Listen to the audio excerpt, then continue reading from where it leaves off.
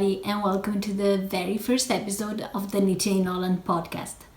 My name is Camilla, and many of you are probably meeting me for the very first time today, so I'm gonna introduce myself a bit. I'm 28 years old, I'm Italian, but for the past 3 years I've been living in the Netherlands. First of all, I would like to explain a bit why today I decided to step in front of the camera and talk to you a bit, given that even on Instagram I rarely show my face. See, for the past month I've been in a bit of a rut. I've posted almost nothing on Instagram, and even my knitting has been pretty chaotic. So I thought, who better than my knit fam could understand me, and so that's why today I'm here a bit to chat with you and let you know me a bit better. The main reason for this rut is been that in the past month my life had changed quite a bit. Most importantly, because my boyfriend and I have actually moved across the country. Now we're in the Netherlands, so moving across the country sounds way more dramatic than what it actually is, because our old town is only 2 hours and a half by car away. To be honest though, the prices of Dutch trains make going back even just for a visit a bit difficult, because a round trip would cost me approximately a sweater quantity of yarn. So this massive life change has brought a bit of stressful days, and to be honest, it wasn't really that easy to find time to knit. And even when I did find time to knit, like in half an hour in the morning, 1 or 2 hours in the evening, I was even overwhelmed by knitting, feeling like I have too much to knit and too little time to knit everything. To be honest, I'm already freaking out quite a bit about Christmas presents, because this year I decided to knit all my Christmas presents, and Christmas is less than 2 months away, and I already feel way behind on it. And I also feel like I just found another thing to procrastinate over. So today I'm even procrastinating knitting, but I usually do it with other knitting, like I knit things that are not gonna be Christmas presents. Does it make sense? It's just, that's me. Love procrastinating. In short, these days I'm not very good under pressure. So these messy days have made me think a bit of why I do knit, why I've chosen to spend time and money on making my own clothes one knit and purl at a time.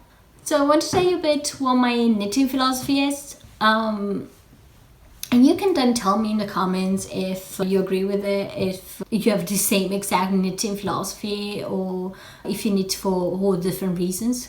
But see, I've actually learned to knit about 10 years ago.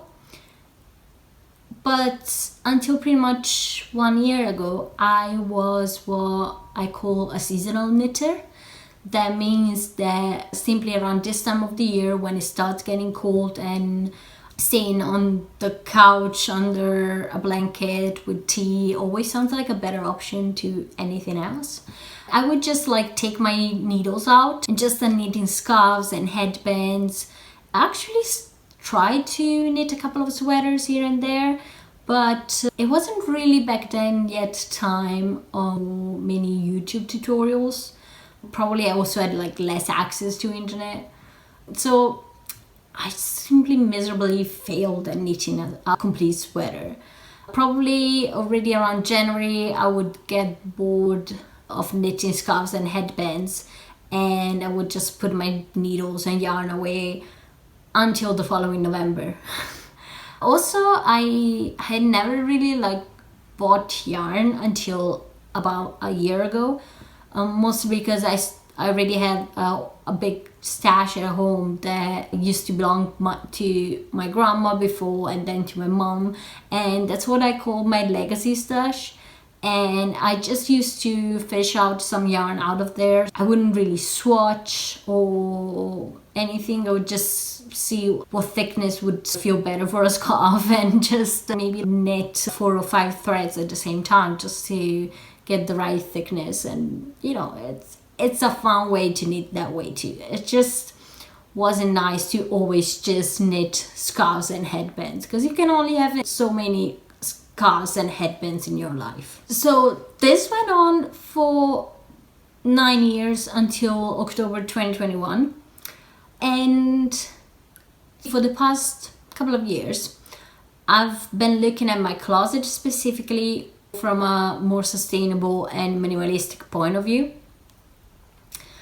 And this because on the one hand, I'm generally interested in sustainability and climate change, and I'm actually building a career in this field.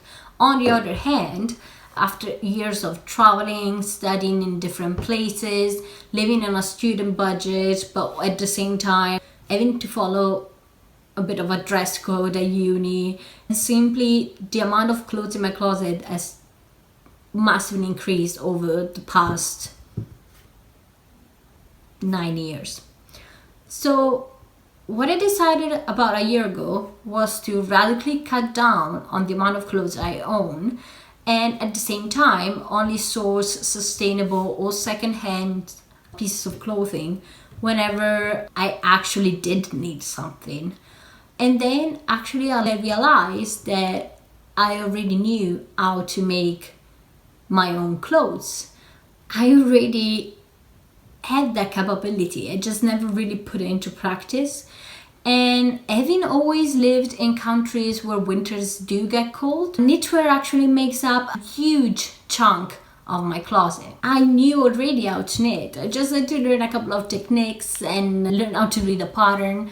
Then I would have been able to actually knit my own clothes. And that's when I joined Instagram and the wonderful community of knitters on Instagram. And from there, it's all history. So I started knitting my own clothes because I love to very slowly create something that I will love through the years and that it won't get ruined after only a couple of washes. That's also why I only use natural fibers, because I really want that good quality item that can just be with me for years. So this year I was already incredibly excited to just take out of the closet those plastic bags with my knitwear in it, and then taking out the sweaters. And it was such a great feeling of being able to wear something I actually made. So the one I'm wearing today, for example, is the Stay Up Till Dawn sweater by Veronica Lindberg, aka Kutova Kika, and it's actually a pattern from her new book Knit This, which was published about a month ago, but I still haven't got a chance to get my hands on a copy. I did order it. It should be somewhere between Finland and here, but I'm still waiting on it because I did knit this as a test knit last March, and it was so exciting to be part of a bigger project. I don't know, I just felt like this huge responsibility as a test knitter, and knowing that my knitting did contribute to a book being published is so cool. So actually, as soon as the pre-order for the book opened, I think back in August, I immediately pre-ordered it, but I still haven't received it, and I really can't wait. I would actually maybe like show it to you when it arrives, because it looks so amazing, and I think Kika has so many creative ideas. But this sweater, this is like the most beginner friendly top down raglan sweater. It doesn't even have short rows or anything. I was looking at, and it's knitted I think on 8mm needles with a thread of drop swish, which is also the softest yarn in the world. This knits up so quickly. Like, it's literally one of those sweaters that maybe in less than a week you could just knit it up. So if you do need a very comfortable chill sweater for the winter and you don't know what to do, you don't know what to knit, just buy about 10 balls of drop swish and you can easily make this one in like 3 days and already have your sweater. But this one, I would wear it always. It's really that soft. So I really can't wait for the book so I can actually give a try to other patterns by her. This will be actually the only finished object that I will show you today, because as I said, I've been in a bit of a rut. So I really don't have any autumnal and winter objects yet, because the stuff I finished more than a month ago, it was mostly summer stuff. And also because of the move, a lot of my things are still in boxes. I haven't really got the chance to organize all my knitting stuff yet. So this is the only one you're gonna see for today. I just want to talk with you still about how I do want to bring sustainability into my knitting, because being more sustainable to me also means to get to choose as a knitter brands that really try to be more sustainable and really work hard to have sustainability as a clear goal in their production process. And this is something I really try to do, but again, not big budget. So I do it sometimes when my budget allows it, but whenever I need to knit something and my budget does not allow it, I mostly gravitate towards Drops as a brand. It is not a brand that's famous for its sustainability. I never really saw them making a big fuss about sustainability on their social or on their website, but it is a brand that it's really cheap, despite me choosing always only natural fibers. So that is nice, because it allows me to knit with natural fibers at an acrylic price. But today I also want to talk with you about an amazing sustainable brand that I found and is located here in the Netherlands, and it's called Studio Solas. This brand is not sponsoring me in any possible way for this video. I just love it so much, and I think that it's really less known than what it actually deserves, because Vera, the owner, does this amazing job in producing a truly sustainable yarn. First of all, she sources the highest quality fibers, and they're all 100% natural fibers and don't superwash. And a lot of times on her shop you can also find some Dutch wool, so that's really locally sourced, and I do appreciate that so much. But also, most importantly, she dyes her yarns only with 100% natural dyes. And you know, she actually collects the flowers, barks, root, nuts that she needs to dye her yarn. And honestly, it's unbelievable the range of colors she manages to make simply with what nature has to offer. And I do have a whip right now that I'm knitting with one of her yarns. This is the Merino Twist sock, which is 100% natural, 100% merino wool yarn that has such a high twist that it doesn't need any nylon to make it more resistant. So the high twist of the fibers make it resistant enough to be a sock yarn. And actually with it, I'm knitting Intersections, which is the first pattern of the 52 Weeks of Socks collection by Lane Magazine. 52 Weeks of Socks is an amazing book. I absolutely love it. But it's also a book that I bought months ago when still I hadn't ever knitted a sock in my life. So I bought it and then looked at it and got super excited about knitting socks. And then I actually knit some very basic socks to get a bit of experience with it, learn a bit of techniques. And only when I felt like I was ready, I was experienced enough to start knitting one of the patterns. I just started with the very first one, and I think that this very simple cable pattern, it's perfect with this yarn because it really brings up the different shades of color that, by the way, Vera obtained simply with meadow roots and walnuts.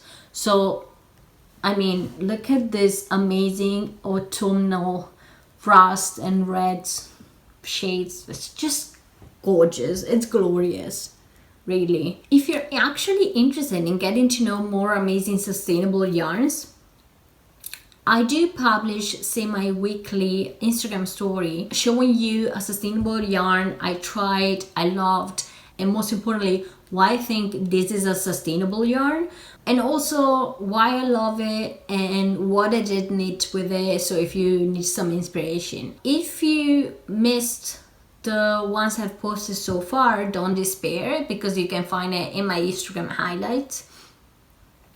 Otherwise, you can just find me on Instagram. My name is just Knitting in Holland, and so you'll see them pop up on your feed every week ish. So this is actually the first sock of the pair, and I think about at the heel, but I haven't worked on it for a couple of days, because really when you're so like stressed and your days are so packed, you really want something a bit easy when you arrive at the evening to just knit. And simply focusing on cables and complicated-ish patterns like socks, it just wasn't the right thing for me for the past couple of weeks.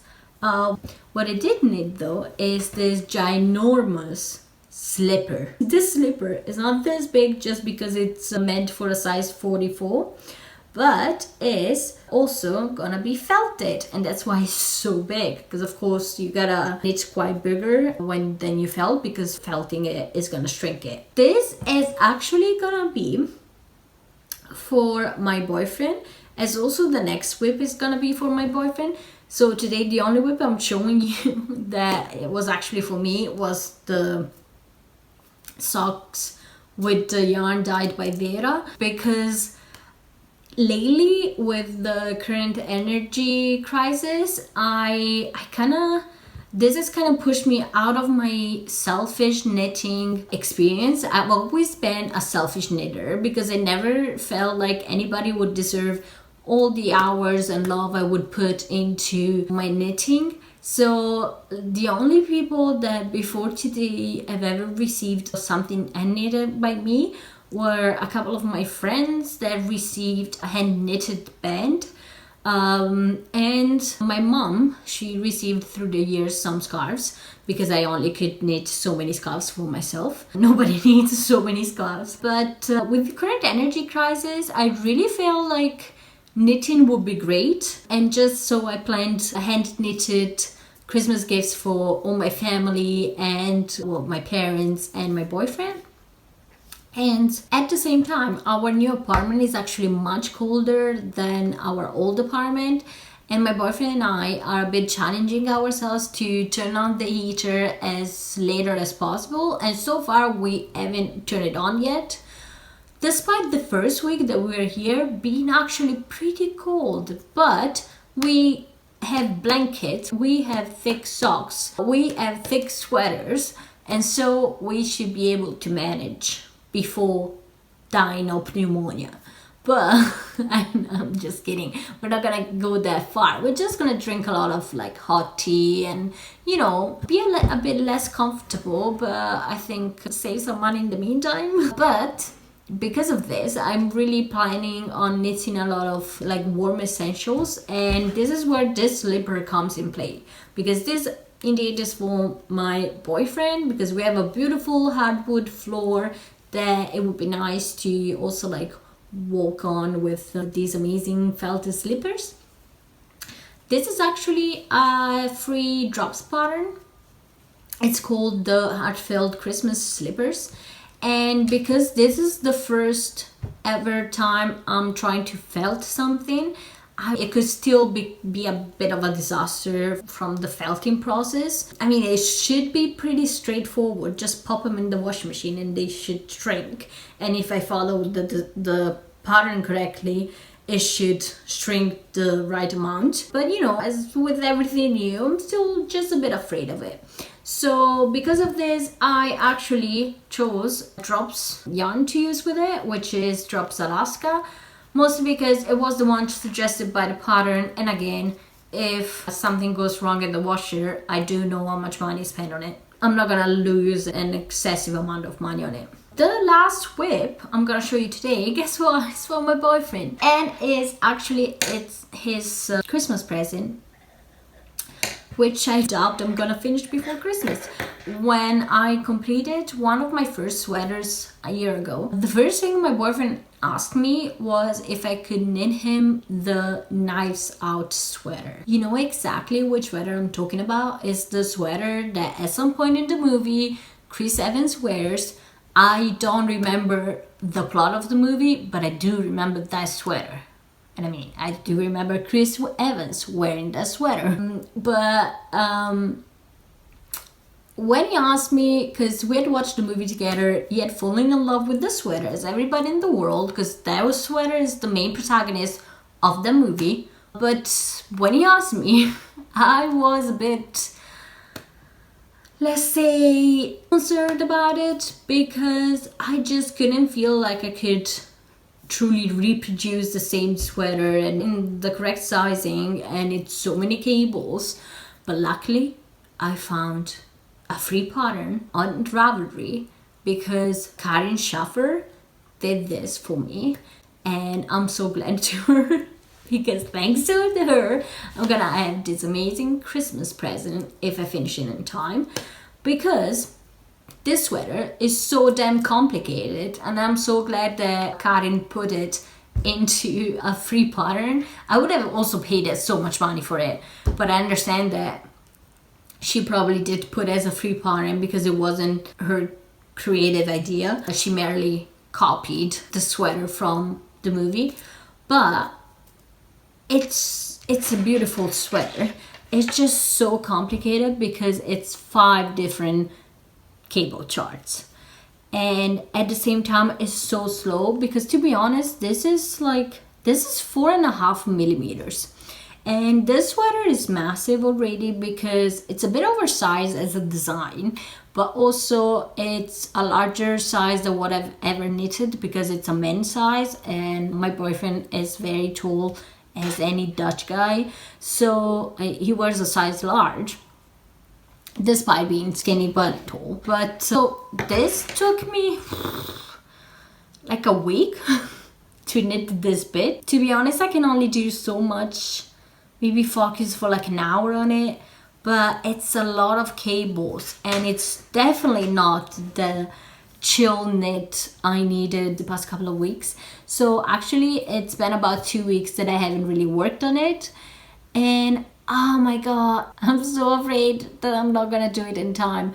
Also because this is so far the only Christmas present I've started knitting. And yeah, as I said, I am procrastinating on my Christmas knitting, and I'm being at the same time a bit overwhelmed by it.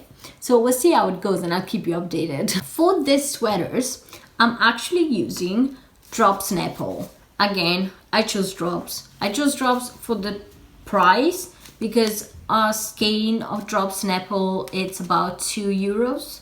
And most importantly, this sweater eats up the yarn so badly because of all the cables. So I bought about 30 skeins of yarn, and so far I've knitted I think 2 of them, so I have 28 more skeins to go. It's gonna be fun. Yeah, so we'll see. I'll keep you updated. Send me good vibes, please. So what's next? For today, I told you everything I wanted to tell you. Surely this little chat has cleared up my mind a bit.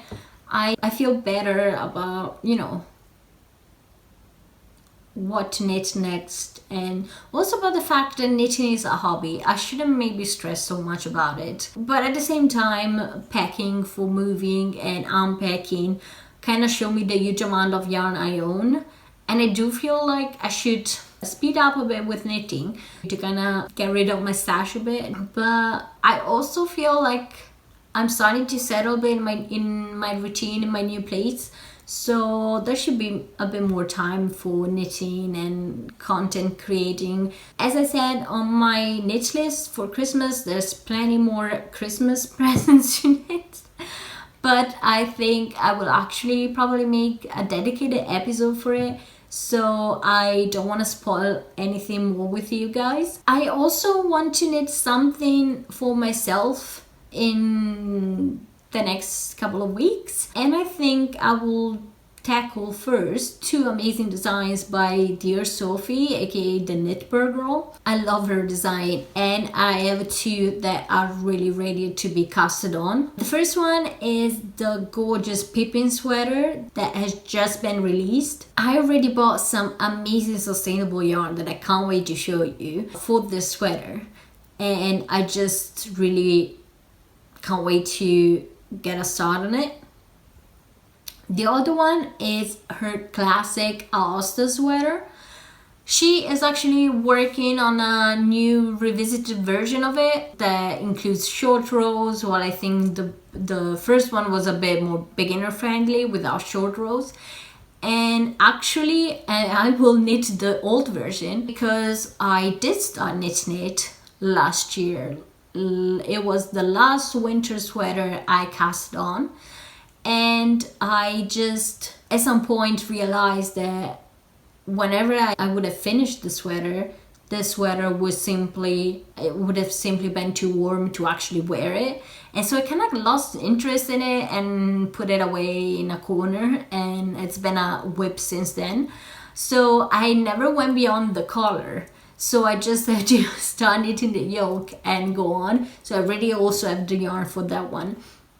And those are gonna be the 2 things for myself that I kind of want to get into, maybe here and there, knit a bit among all the Christmas presents I'm knitting. And the slippers to just keep our feet warm. I'll show you my progress on these and more in the next episodes that I do plan on filming. So I hope you enjoyed this episode. I really did enjoy filming it. I feel like at the beginning I may have been a bit stiff, but then I got a bit looser now. So I hope to see you again. Don't forget to subscribe, to keep in touch, and let me know if you do too have a knitting philosophy, if it's the same one as mine, if you knit for a different reason. Also let me know if you have ever felt that things, if it worked out. If you really can't wait for the next episode, don't forget to hit the little notification bell so you'll get a notification as soon as the next episode comes out, which I do plan for it to be about every 2 weeks. We'll see, maybe I'll film something sooner because I'm just having fun doing it. We'll see. So yeah, thank you so much for being here and have a great day. Bye.